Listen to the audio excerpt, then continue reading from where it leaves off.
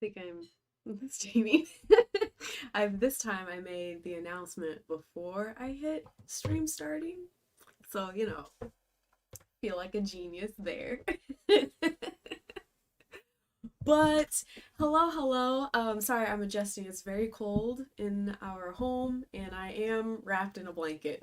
But I'm very excited to do another Emmy's Hair Care Live. Today is going to be a pretty short one because I just wanted to take a moment to talk about hair porosity. What the heck is hair porosity? Hair porosity is basically just how porous your actual like cuticles of your hair are, and how much moisture is able to actually soak into your hair and how your hair takes in the moisture. That's kind of a better way to say it. When I was starting my natural hair journey, hello! When I was starting my natural hair journey, learning hair porosity for me personally was very confusing. In fact, I still tend to get certain things mixed up, but I think it's such an important topic and I really, really wanted to talk about it with you. So I took a lot of notes on very blue paper. Well, it kind of goes with the theme, kind of. It doesn't, but whatever. So I tried to take some notes. When I was researching hair porosity, because I take notes all the time, and I was going to have a whole tab about this on my website, but I took it down because it was much. I didn't even get it up. It was just way too wordy, and so I scrapped that idea. I was like, no, we won't talk about hair porosity on the website. But when I did, um, I learned that. So we need to go back a little bit. I'm so sorry. When I started my natural hair journey, it was very common to hear like, oh, as a test of if you have low porosity or high porosity hair, you take a strand of your hair and you put it in water, and then if it floats or sinks, that's how you tell the porosity. And in more recent times, I've learned that actually is not particularly true because you tend to always have oil on your hair. So that can alter the way the test goes depending on the state of your hair at that current moment. Another very important thing to know about hair porosity is it does not matter your hair type. So it's not something that's like everybody with 4C hair has low porosity hair or everyone with straight hair has high porosity. That's not a thing. It is based on your natural hair and how your hair is. It also can be how you manipulate your hair. For instance, let's get into the notes. High porosity hair. Wait, I made a cute little. Okay. High porosity hair is hair that dries very fast even after moisturizing. Shama, hello! Oh my gosh, don't worry about being late. You're good. Plus, I think I've been live like 2 minutes. 4 minutes. But high porosity hair is hair that dries very fast even after moisturizing. Low porosity hair is hair that tends to always have buildup or be very prone to buildup, and it's very hard to keep moisture or to get moisture in, but once you do, it lasts for a while and you're good to go. If you have none of these issues, you most likely have medium porosity hair, which means your hair is actually very evenly balanced and it's not something you really have to worry about it. Professor Emery, yes, that is me. This is very PowerPoint presentation vibes. And again, I just want to stress, it does not matter your hair type. I personally like relying more on hair porosity than hair type. I think when we start categorizing curls, it gets very difficult because curls are so unique, or one person can have multiple different curl patterns. And I think, like, depending on your porosity, things are going to work out differently than you. Thrifty Simplicity, hello, how are you? I took some more deeper notes. We're going to start with high porosity. So high porosity can be how your hair is naturally. So this means you have more gaps within the cuticles of your hair. So it kind of, if you took one strand, it kind of flays out a little bit more. So moisture is easily coming in and out of those gaps of your hair. or it can be due to too much damage on your hair, whether that's use of certain chemicals when dyeing your hair, excessive heat. Relaxers can sometimes cause high porosity hair. And yes, even your environment can play a part. So if this is starting to sound like you, but maybe you haven't ever dyed your hair or you've never put a harsh chemical in your hair and you're like, this is making sense. Could be your environment, could just be how your hair is naturally. KJ, hello, how are you? Let me see. So yeah, so the hair has gaps within each cuticle, which can allow a lot of moisture in, which you tend to be prone to a lot of frizz and tangles, especially if you live in a humid environment. Environment. Whoa, words. um, Sometimes even shampooing can cause breakage to your hair due to the moisture that very porous hair absorbs. Sometimes the shampoo is just doing the most and, and it's just not great for this level of porosity.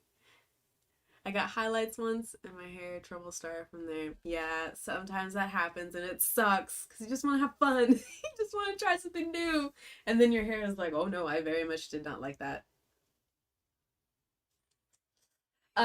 With high porosity hair though, leave-ins your best friend. Okay, you're gonna love a leave-in because of how fast moisture can be lost due to the gaps. A leave-in can sometimes be a lot more suitable in making sure that your hair is actually getting moisturized.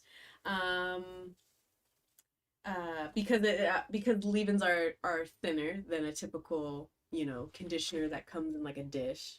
Sometimes leave-ins can just be sprays, or sometimes they are a dish but they're very soupy or they're not like thick cakey butter. It's going to allow your hair to absorb it and actually use it instead of uh, losing it too quickly. Now for low porosity hair, it's a tight cuticle. There are no gaps. In fact, the like layers of your cuticles are like overlapping each other. So instead of being flayed out like high porosity, they're much closer. Let me see what I write. It repels moisture when you spray it with water or with a spray leave-in. So that's me. I got low porosity hair. If I took a spray bottle and sprayed my hair, you'd see little beads of water all over my head.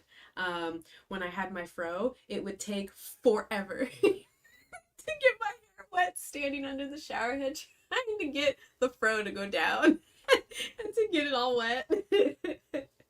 um it's very due to this though, it can be very much prone to build up because you're just layering these products on. So you want to choose products that your hair is actually absorbing and it's not just chilling on top. So ones that like usually there's a visual cue of like, oh, this product is just on my hair. It's not actually soaking in, or it's taking forever to actually soak in.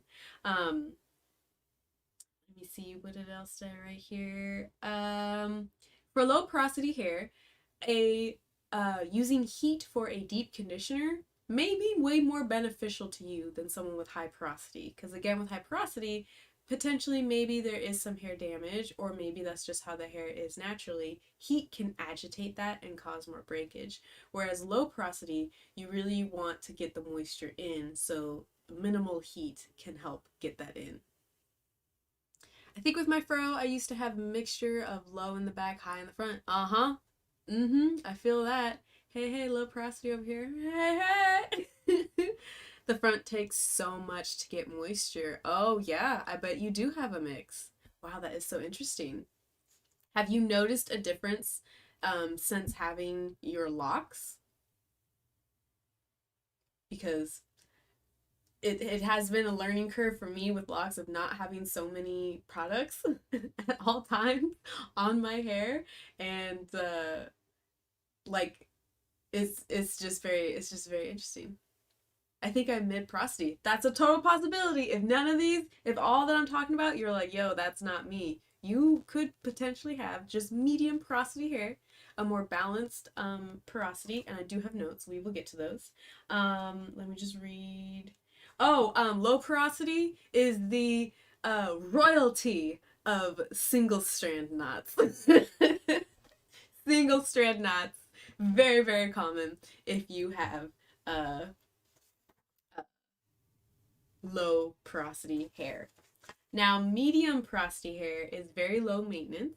Um, the cuticle is slightly loose, which can allow the perfect amount of moisture in. So moisture retention tends to not be that big of a problem. My baby hairs though are crazy dry and all over the place. Ooh, so they may have some trouble getting some moisture. I can't tell, LOL, but I had to learn not to use too many products. I didn't want buildup. The new growth is so frizzy. Yeah, same. I was reading all the articles, everything that was like, oh, buildup. Hey, watch out. You don't want buildup on your locks. Guess what I did? Yeah. Yeah, a few months in, buildup on my locks. Panicked. In fact, for those of you who know the wonderful booktuber, Locked Booktician Brie, she got a very frantic voice memo from me. That I had buildup on my locks. So that was a moment for me. Medium porosity hair typically tends to hold styles very well, including hair dye. It usually will take to the dye very well, or so I have read. Um, from time to time, with medium porosity hair, it can be very beneficial to do a protein heavy deep conditioner from time to time. You don't want to be doing this, every week. Maybe once a month, maybe, and then see how your hair feels and see if you can add to it more, because too much protein in your hair can start to have some negative effects, especially when mixing with other products. It then becomes a lot to look out for. Let me see. I used to hate the single strand knots. I just cut them off on YouTube. I'd be like, oh, well, I guess with a haircut today. Is there a way to get into locks from relaxed hair without the journey? Like, what about magic? Oh, you know what? I don't know. I don't know. I mean, I know that there's ways of like crocheting the hair to tangle it to then make the lock. But I do not know, Sarah. I am not well versed in that. I do not know. Probably, so that means they may be low or high porosity. Yes. So, you were saying your baby hairs? Is that what I read? Baby hair, those are crazy dry and all over the place. Yeah. Yeah. If they dry very, very fast, even when you do give them some moisture and some love, then they could be high porosity baby hairs. Would you do? Oh, I did a baking soda rinse and then an apple cider vinegar rinse or soak with my hair. Um, I panicked all the way through it. Um, frantically called my brother and my sister. Like, this is what I'm going through. Pray for me, please. I'm still trying to figure out my porosity. Maybe I'm multiple types of porosity, listening to learn more. Yeah, porosity was really, really hard for me to grasp. I'm not gonna lie. It's very, very overwhelming. When I first heard the information, I was like, oh, it doesn't really matter. And then as my fro started to grow more, I was like, oh no, this actually is a really big issue, because I would look at someone who seemingly had the same hair type as me, right? Like, oh, you have 3C4A hair too. Let me get all the products you said to use, and they wouldn't work for me. And I would think that I was using them wrong, or I was doing this wrong, or I was doing that wrong. Well, no, our porosities were probably very different, and so the products that they were able to use, I necessarily was not able to use. An example of that is with my sister and I. For a while, I didn't understand why, like, we couldn't use the same products. I think we have very different porosities. Although her hair has since gotten like much thicker recently and the curl pattern has changed. So I wouldn't be surprised if she has low porosity now. But when she was dyeing it, I think it was more high porosity. There are instant locticians. I've seen that. That's true. Yeah. Oh, wait, my hair doesn't take to any dye no matter what color I try. It turns out like, oh no! I've only dyed my hair once, and it was when I was in 4th grade, and I got burgundy highlights. Lowlights? Burgundy lowlights. Yep, that was me. So, so high porosity, hair that dries very fast, even after moisturizing. Low porosity, hair that tends to frequently be prone to buildup. Not saying you always have buildup, but clarifying shampoo is your best friend, okay? Uh, it's hard to keep moisture, but once you get it, you're good to go. None of these issues, most likely medium porosity. And yeah, low porosity. A quick sign of low porosity: spray your hair with water. If you get the beads on your hair, probably low porosity. If you spray it and your hair is like, thank you, you probably have high porosity. So, and with low porosity, you want products that are actually going to soak into your hair. You don't want the products that are just going to chill out on top and hang out where you can visibly see it and it's chilling. It's like, hey, I'm here. No, you want something that's actually going to break through those cuticles and get in and moisturize your hair, and then you'll be good. I've dyed my hair a few times. When I first went natural, will you dye or color your locks? Right now, I do not think so. I really, really love the color of my hair.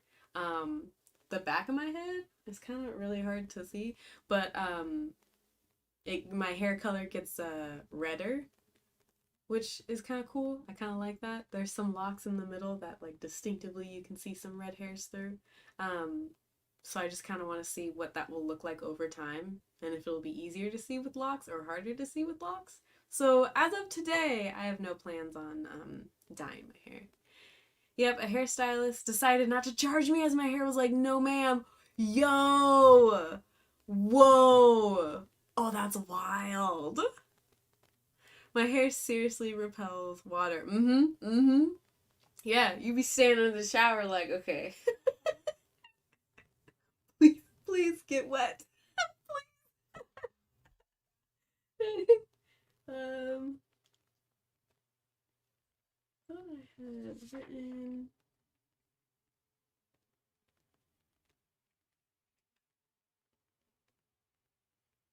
Oh no, I think I said that. Leave-ins are your best friend for high porosity. Did I say that? I think I did.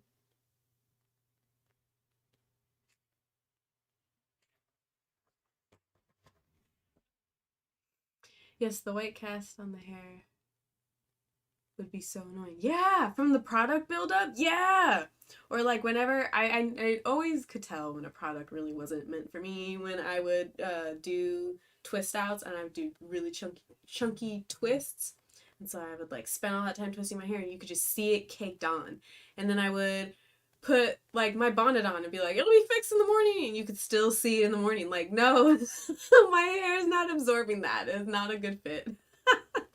It's not a good fit. Now with my locks, I like spray it with whatever leave-in spray I'm currently using or water, and I gotta like squeeze it in. Like I gotta make sure my hair is actually getting this moisture in. So that's why I wanted to come here and talk about hair porosity. I personally think that it is way more important than hair type. I think hair types gets very confusing, and then instructing what to do based on what hair type can be also kind of confusing and kind of tricky to dance around because you don't know someone's porosity. And it would be all flaky like dandruff. Yes, exactly. No fun. Yeah, I'm not planning on coloring mine. Maybe the ends once they're like that. Yeah, so that then if you're like, ooh, this isn't a look, you can just cut it, but at least you have the length that you want. That's a good move. I think it'd be fun just to maybe dye one just for fun. But I don't know. I don't know. But so yeah, so I hope that this was, you know, helpful. I hope this gave you some information about hair porosity. I hope I explained it well. I was really stressing over my notes. I wrote out I wrote out my notes days ago just to like clear outline. This is what I'm going to say. Then I panicked last night at like 10. At like 10:30 and I was like, it's not clear. So I rewrote them. Yeah, I agree. Porosity is more vital. I really think it is. I really think it is. I think once you know um, your porosity, I think you can explore more, or you can find. I think then you can go to YouTube and be like, oh, products for this porosity hair, and you can find someone who maybe has a closer type and porosity to you, and then you can figure out what to do. So if your hair is gobbing up product, then it's high porosity. Yes, most likely. Because let me read. Because um, your cuticles are open more instead. Or here, this is kind of better. This is kind of what the picture in my head looks like. So low porosity, the cuticles are overlapping on top of each other. High porosity, they're open a little bit more. So lots of product is getting in. So if your hair is absorbing that easier, you probably have high porosity hair. Now, if it's getting dry really, really fast and you're not feeling like it's absorbing the moisture, then it could be something to do with the type of product that you are using or you're not sealing it in. So we need those. I'm trying to come up with a cute little graphic that I can post on the Emmy's Hair Care Instagram so y'all can save it and have it. I would eventually like to have something on the website, but I can definitely put a move on it on getting the graphic up so you can kind of have the quick, high porosity, low porosity, medium. But if you're listening to this and you're like, this doesn't pertain to me at all, you have medium porosity, and congratulations. You don't have to worry about all of this like the rest of us. Definitely informative. Oh yay! Okay, that makes me very happy. um Also, thrifties, if it takes a long time to dry, is that also high? No, long time to dry is going to be low porosity. Similar to it taking a long time to get wet, that's going to be low. A long time to dry is going to be, sorry. Similar to low porosity, and it takes your hair a long time to get wet. It also takes a long time to dry because you spent all the time trying to get it wet or trying to get product in. So it is that's low. So high porosity tends to lose moisture very, very quick. Did you fall from an angel? um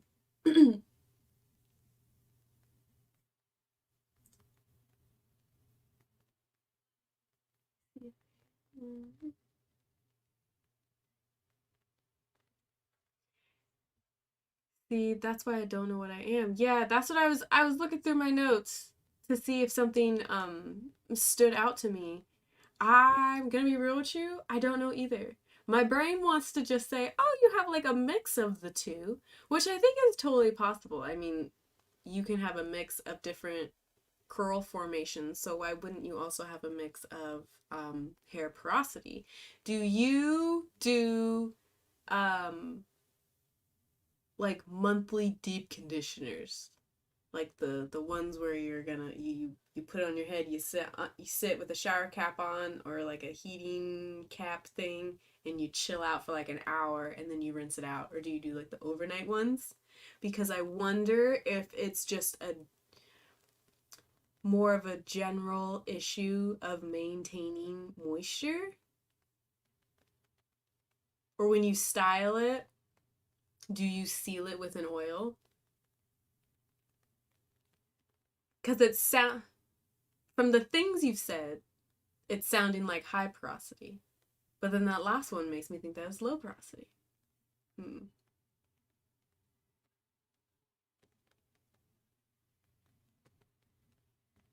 Hmm. I do not know. And I feel bad for not knowing. I want to be much more helpful to you, Thrifty Simplicity. I'm looking through my notes like, do I have anything that could clarify this? I don't do the deep conditioning of these two prior to pandemic. Gotcha. Because I wonder if a deep conditioning schedule would at least help in determining which porosity you are. Like maybe we're talking about a bigger issue. I do see with oil. Okay, good. So I wonder if establishing like a new conditioning routine just to get your hair back at a base level of accepting some form of moisture and keeping it in, good to go as much as we can, that then maybe it would be easier to then like see the points of, which porosity means which, and then see where you land on the spectrum. Because I had when I made my notes forever ago, I found a really cool video. I'll have to try to find it again. I think I saved it. But they had like high porosity, low porosity, medium porosity. And they were saying that you should self-assess your hair to find out where you stand on this like line, and it's not just going to be over here in the middle. You're going to be somewhere in between, which was very, very interesting. But yeah, try to get on some sort of schedule regarding conditioners, and if you can, I mean, if you can, play around with different shampoos, like a very clarifying one compared to just like a basic let's just clean your scalp type of one. And I think from there, after some time, when you're in your routine and you're like, okay, this is my conditioning routine, that maybe then it'll be easier to assess where your hair is at. And then maybe if that doesn't work, talking to like a hairstylist where they're in constant contact with it a lot. Because, I'm only in contact with my hair, my husband's hair, my sister's, and like kind of my brother's. He'll send me videos and be like, what's going on? And I'll be like, oh, do this. And then the few people that I've been able to help just within my community.